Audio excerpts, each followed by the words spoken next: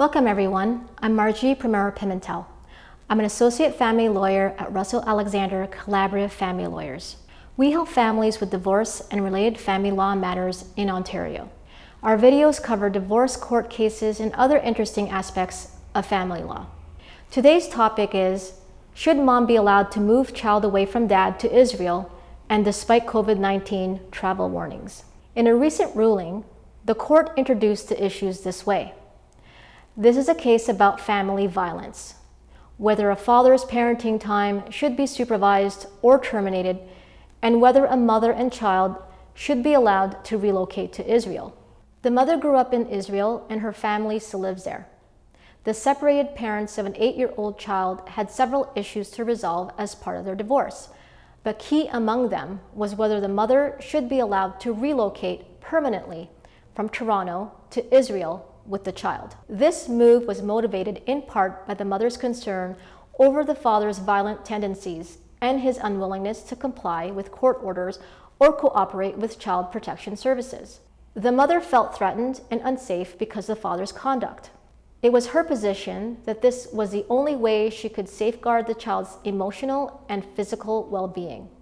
For his part, the father's position was that all court orders were illegal and based on fraudulent evidence.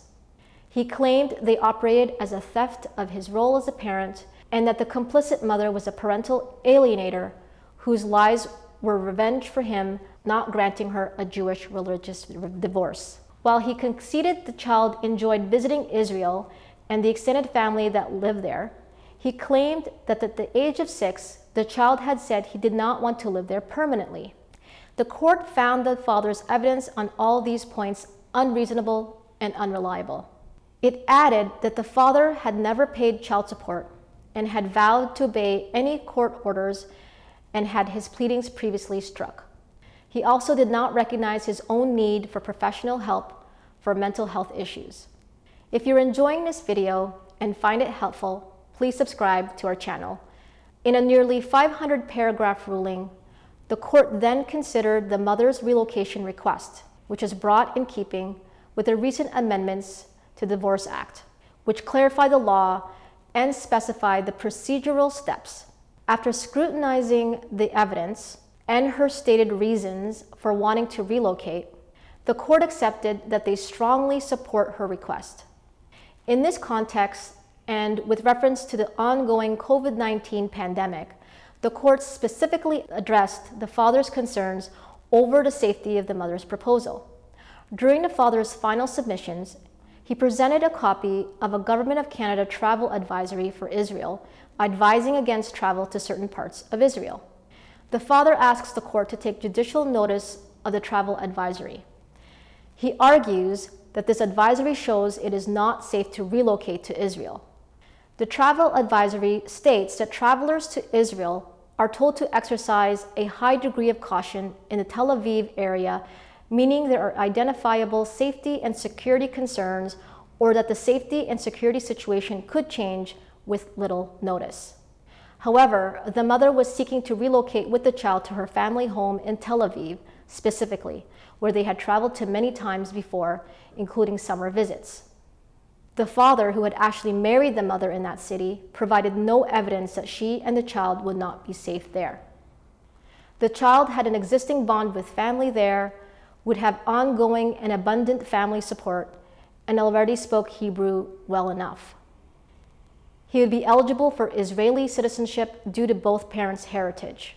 The court was also satisfied that the mother would, quote, at all times exercise a necessary high degree of caution in Israel, as she has done during her summer visits.